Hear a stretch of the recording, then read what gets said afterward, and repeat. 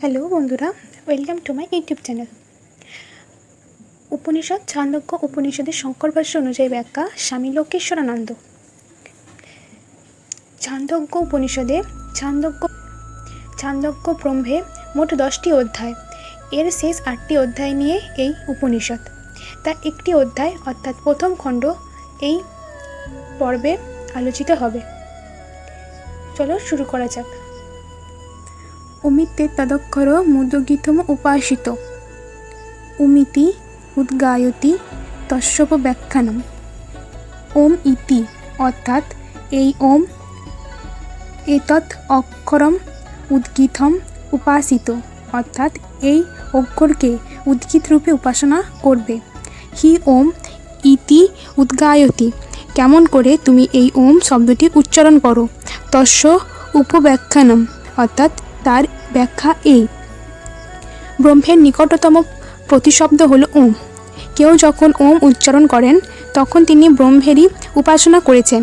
বুঝতে হবে, ওম এই শব্দ দিয়ে শুরু করে উদ্গীত গাওয়া হয়। এখানে এই অক্ষরের ব্যাখ্যা করা হয়েছে। ওম এবং ব্রহ্ম এক ও অভিন্ন। প্রথমে বলা হয় ওম ব্রহ্মের প্রতীক, কিন্তু ওম কেবলমাত্র ব্রহ্মের প্রতীকই নয়, এই ওম ই ব্রহ্ম। উপনিষদ বলেন, যখন কেউ ওম এই শব্দটি আবৃত্তি করেন তখন তিনি আসলে ব্রহ্মেরই উপাসনা করেছেন। বুঝতে হবে, এই আবৃত্তি উদ্গীত। এই আবৃত্তি সাধারণত উঁচু গলায় উচ্চারণ করা হয়ে থাকে।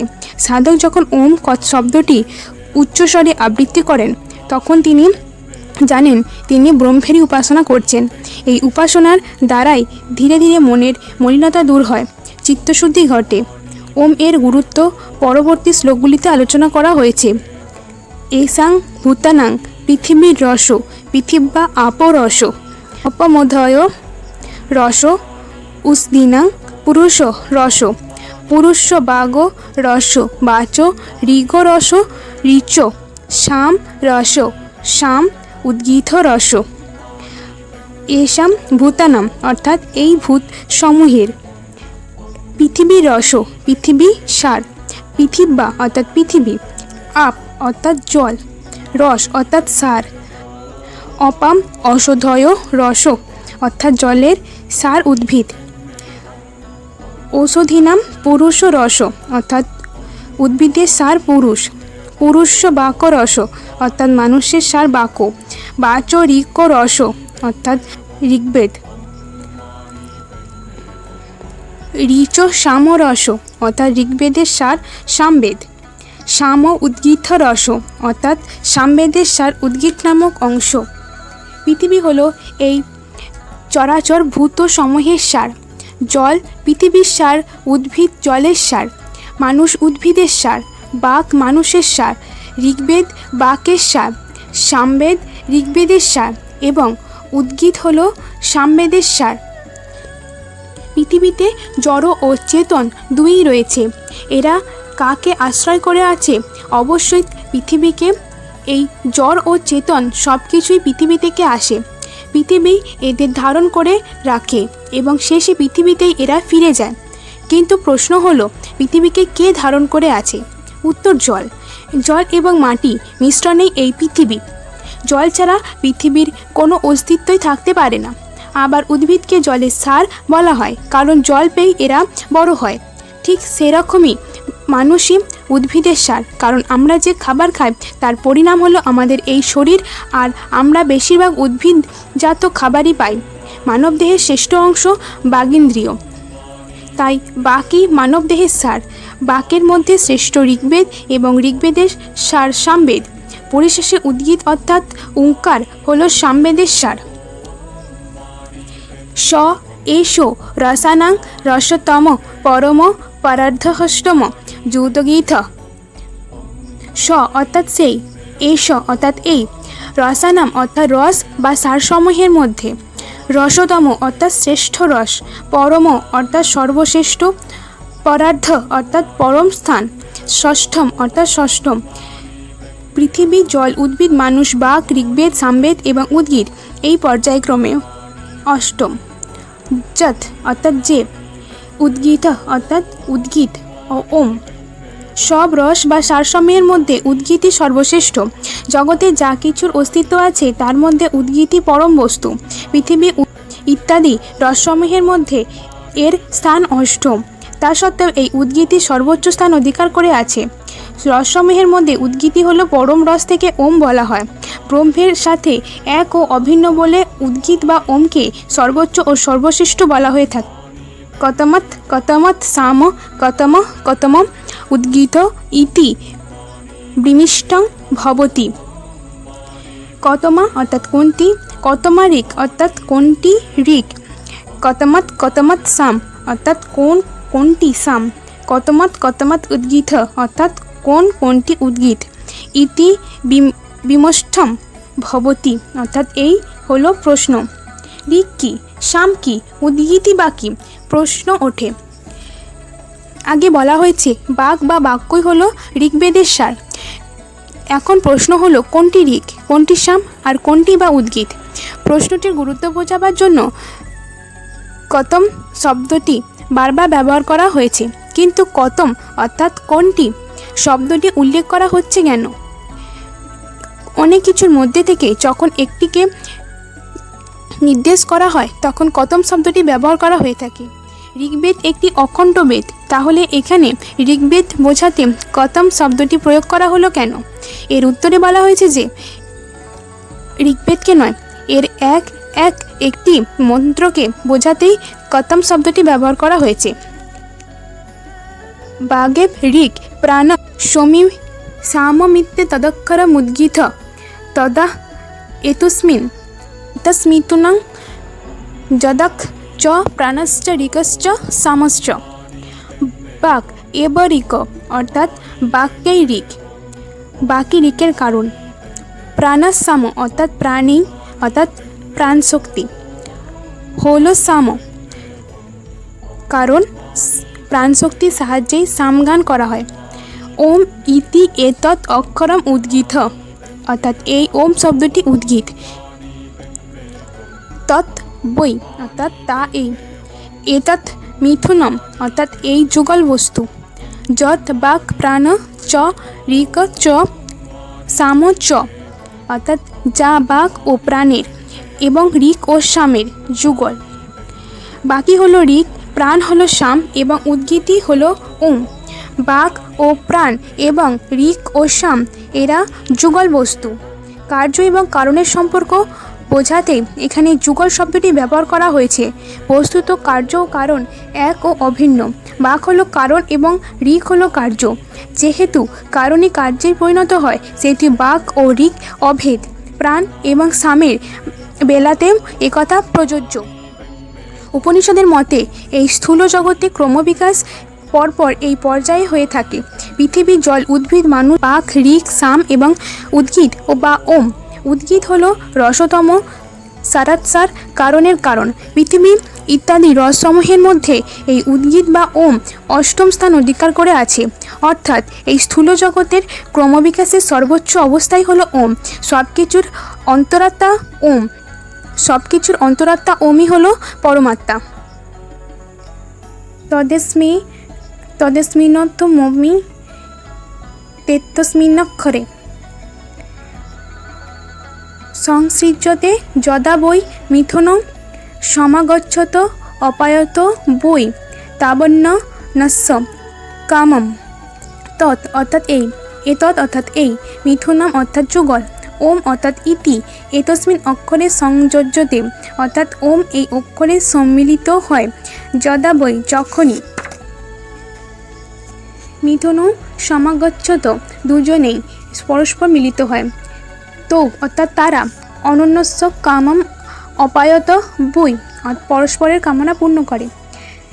এই মিথুনই ওম। বাক ও প্রাণ ওম অক্ষরে পরস্পরের সাথে মিলিত হয়ে এক হয়ে যায়। নারী ও পুরুষ যেমন পরস্পরের সাথে মিলিত হয়ে পরস্পরের কামনা পূর্ণ করে, বাক ও প্রাণের এই মিলনও ঠিক তেমনই। বাক ও প্রাণ ওম অক্ষরে পরস্পরের সাথে মিলিত হয়ে পূর্ণতা লাভ করে। এই জগতের সব কিছুই পূর্ণ পরিণতি ওম। আপয়িতা হ বৈ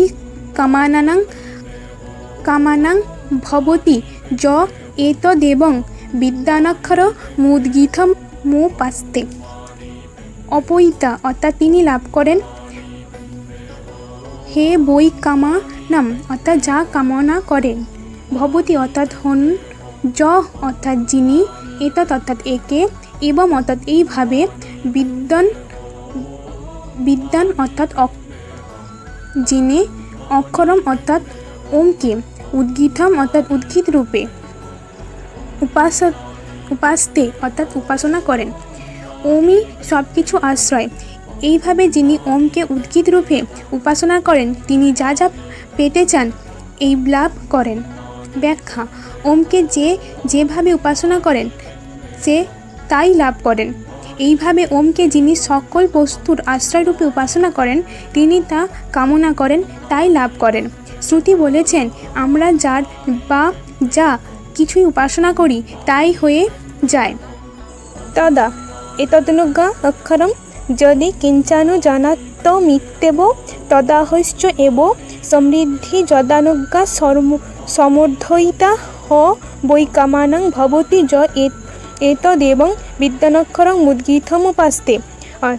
তৎ অর্থাৎ সেই, বৈ এতৎ অর্থাৎ এই, অনুজ্ঞা অক্ষরম অর্থাৎ অনুমিতি সূচক অক্ষর, যৎ অর্থাৎ যখন, হি কিম চ অনুজানাতি অর্থাৎ সম্মানিত প্রকাশ করেন, ওম ইতি এব যদা অহ অর্থাৎ এই ওম উচ্চারণ করেন, এসা উ এব অর্থাৎ এই সব, এই আবার, সমৃদ্ধি অর্থাৎ উন্নতি শ্রেয়, যৎ অর্থাৎ যা, অনুজ্ঞা অর্থাৎ অনুমিতি, সমর্ধয়িতা অর্থাৎ যিনি সম্যক বৃদ্ধির কারণ, হ বৈ কামানাং ভবতি অর্থাৎ কাম্য বস্তুর সমূহ লাভ করেন, যহ অর্থাৎ যিনি, এতৎ অর্থাৎ একে, এবং অর্থাৎ এইভাবে, বিদ্যান অর্থাৎ জেনে, অক্ষরম উদ্গীতম উপাস্তে অর্থাৎ ওম এই অক্ষরকে উদ্গীত রূপে উপাসনা করেন। এই অক্ষর সম্মতি সূচক। কোনো বিষয়ে সম্মতি প্রকাশ করতে ওম উচ্চারণ করা হয়। এই ওমই উন্নতির কারণ। ওমকে এইভাবে জেনে যিনি একে উদ্গীত রূপে উপাসনা করেন তার সকল ইচ্ছা পূরণ হয়। ওম কথাটির অর্থ হ্যাঁ। সাকল্য নামক জৈনিক ব্যক্তি একবার ঋষি যজ্ঞবল্ক্যকে প্রশ্ন করেছিলেন দেবদেবীদের সংখ্যা কত। যজ্ঞবল্ক্য উত্তর দিলেন 33। শাল্যক্য তখন ওম উচ্চারণ করেন তার সম্মতি প্রকাশ করেন। কেউ যখন ওম উচ্চারণ করেন তখন তার আত্মবিশ্বাসী প্রকাশ পায়। এই অক্ষর আবার বক্তার বল, বীর্য এবং সমৃদ্ধির পরিচারক।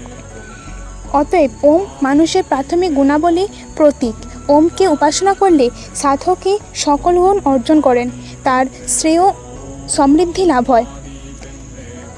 তেনেয়ং ত্রয়ী বিদ্যা বর্তত অমিত্যা শ্রাবয় তমিত্তি সংসত্ব মৃত্যু গায় তেত্ত শৈশাবক্ষর শ্যাপচিত্তৈ মহিম্না রসেন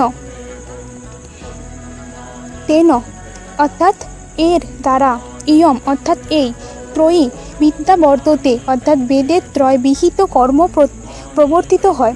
ওম অর্থাৎ ওম, ওম ইতি অর্থাৎ ওম উচ্চারণ করে, আশ্রাবায়তি অর্থাৎ মন্ত্রপাঠ শুরু হয়। ওম ইতি সংহতি অর্থাৎ ওম উচ্চারণ করে স্তোত্রপাঠ আরম্ভ করা হয়। ওম ইতি উদ্গায়তি অর্থাৎ ওম উচ্চারণ করে উদ্গীতা উদ্গান করেন। এতস্য অক্ষরস্য অর্থাৎ এই অক্ষরে, এব অপচিত্তে অর্থাৎ পুজোর জন্য, মহিম্না অর্থাৎ মহিমার হেতু, রসেন অর্থাৎ রসের দ্বারা। এই অক্ষরকে অবলম্বন করে বেদবিহিত যাগযজ্ঞ করা হয়। ওম উচ্চারণ করে মন্ত্রপাঠ করা হয়। ওম উচ্চারণ করে স্তোত্রপাঠ শুরু করা হয় এবং ওম উচ্চারণ করে উদ্গীতা উদ্গান করেন। এভাবে উদ্গীত এই মহিমার কীর্তন করা হয়ে থাকে এবং এই ওঙ্কারই রসই এইসব যজ্ঞকর্ম করার প্রেরণা ও শক্তি যোগায়। ওঙ্কারের উপাসনায় উৎসাহিত করার জন্য এখানে ওমে প্রশস্তি করা হয়েছে। বৈদিক ক্রিয়াকর্মে ওম অপরিহার্য। মন্ত্র উচ্চারণ ও স্তোত্রপাঠের শুরুতে এবং উদ্গানের শেষে ওম উচ্চারণ করা হয়। একথায় সমগ্র অনুষ্ঠানটি ওমকে উপসর্গ করা হয়ে থাকে। শুধু তাই নয়, আচার অনুষ্ঠানে যারা অংশগ্রহণ করেন তারা এই ওঙ্কার থেকেই যাগযজ্ঞ করার শক্তি লাভ করেন, কারণ যজ্ঞের সময় যে ঘি, সমরস ইত্যাদি পান করা হয় তাও ওমকার থেকেই আসে। ওমকে কেন এইসব খাদ্যবস্তুর উৎস বলা হলো? কারণ ওঙ্কারকে অবলম্বন করেই বেদবিহিত যাগযজ্ঞ করা হয়। এইসবই যজ্ঞের ফল আদিত্যমণ্ডলে যায় এবং সেখান থেকে বৃষ্টি আবার পৃথিবীতে ফিরে আসে। এই বৃষ্টি থেকে অন্ন এবং অন্ন থেকে প্রাণের উৎপত্তি, আবার অন্ন ও প্রাণের শক্তিতে মানুষ যজ্ঞকর্ম সম্পন্ন করেন। অতএব ওমকারের রসই যাগযজ্ঞাদি সকাম উপাসনা সম্ভব হয়। সকাম উপাসনা প্রকৃতপক্ষে ওমকারের মহিমায় প্রচার করে। ওমই এই সকল যজ্ঞাদি কর্মের কারণ, আবার এর থেকে যে ফল উৎপন্ন হয় তাও ওমকার। তেনভ পুরুত যশ্চত দেবং বেদ যস্য ন বেদ নানা তু বিদ্যা চ বিদ্যা চ যদেব বিদ্যায়া করতি শ্রদ্ধয় ও মপিনিষদা তদেব বীর্যবস্তরং ভবতি ইতি খল্লবে তো শৈবাক্ষরস্য প ব্যাখ্যানং ভবতি ইতি প্রথম খণ্ড।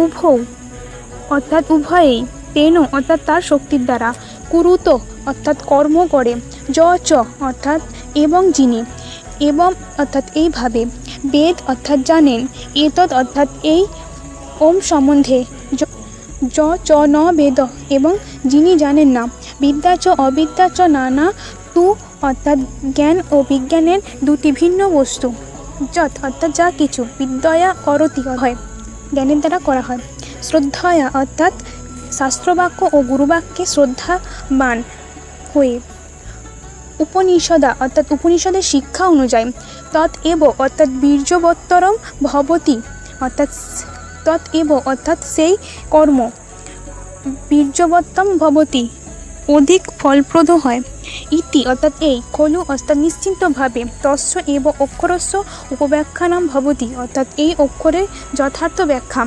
ইতি প্রথম খণ্ড অর্থাৎ এখানেই প্রথম খণ্ড সমাপ্ত।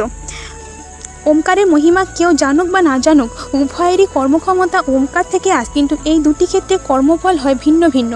ওমকে জেনে শাস্ত্রবাক্য ও গুরুবাক্য শ্রদ্ধাবান হয়ে এবং শাস্ত্রবিধি অনুযায়ী কর্ম করলে সেই কর্ম অধিকতর ফলশ্রুত হয়। এই হলো ওমকারের যথার্থ ব্যাখ্যা। দু ধরনের মানুষ কাজ করেন, একদল ওমকে জেনে আর একদল ওম সম্পর্কে কিছু না জেনে, কিন্তু উভয় ক্ষেত্রে কাজ করার শক্তি আসে ওমকার থেকে। প্রশ্ন হলো, এই দুইয়ের মধ্যে কোনো তফাৎ আছে কি? ওমকে জেনে কাজ করলে কি বিশেষ কিছু লাভ করা হয়? যাক, একজন একটি ওষুধ খাচ্ছেন, কি ওষুধ খাচ্ছেন এবং কেন খাচ্ছেন সে সম্পর্কে তিনি ওয়াকিবহাল। আরেকজন সেসব কিছু না জেনেই সেই ওষুধ একই খাচ্ছেন। এখন প্রশ্ন হচ্ছে, ওষুধটির প্রতিক্রিয়া কি দুজনের ক্ষেত্রে দুরকম হবে? উত্তর, ওষুধের উপমা সেক্ষেত্রে খাটে না। জ্ঞান এমনিতেই মূল্যবান, আর তা যদি ওম সম্পর্কিত হয় তাহলে তো কথাই নেই। কারোর নির্দেশে কাজ করা এবং ওমকে জানার উদ্দেশ্যে কাজ করা, এই দুই দৃষ্টিভঙ্গির মধ্যে বিরাট পার্থক্য। প্রথম ক্ষেত্রে কর্মের ফল যাই হোক না কেন আমরা তাই নিয়ে তৃপ্ত থাকি, দ্বিতীয় ক্ষেত্রে কর্মফল যদি ওম অর্থাৎ জ্ঞানতত্ত্ব লাভ সহায়ক হয় তবে আমরা তুষ্ট হই। এখানেই প্রথম খণ্ড সমাপ্ত হলো। এর দ্বিতীয় খণ্ড নিয়ে এর পরের ভিডিওটি থাকবে। ধন্যবাদ।